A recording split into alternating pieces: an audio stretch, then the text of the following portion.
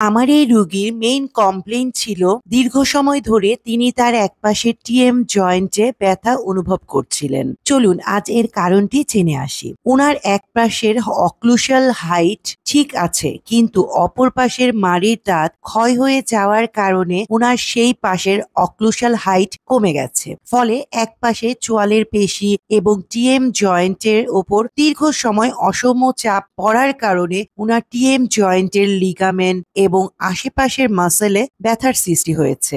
তাই আমাদের চোয়ালের দুই পাশের মাড়ির দাঁতগুলোর অক্লুশাল হাইট সমান থাকা খুবই জরুরি। আমরা ট্রিটমেন্টের মাধ্যমে উনার সব মাড়ির দাঁতগুলোর অক্লুশাল হাইট ঠিক করে দিয়েছি। এরপর উনাকে কটন চিবোতে দিয়ে চেক করছিলাম যে উনি এখন প্রপারলি চিবোতে পারছে কিনা এবং উনার টিএম জয়েন্টে কোনো পেইন হচ্ছে কিনা। ট্রিটমেন্ট শেষে আঙ্কেলের সাথে একটু মজা করছিলাম, উনাকে হাসানোর চেষ্টা করছিলাম, কারণ আমার চেম্বারে একটা রুলস আছে, রোগীদের হাসি না দেখে আমি চেম্বার থেকে যেতেই দেই না। আজ এ পর্যন্তই। সবার সুস্থতা কামনা করে আল্লাহ হাফেজ।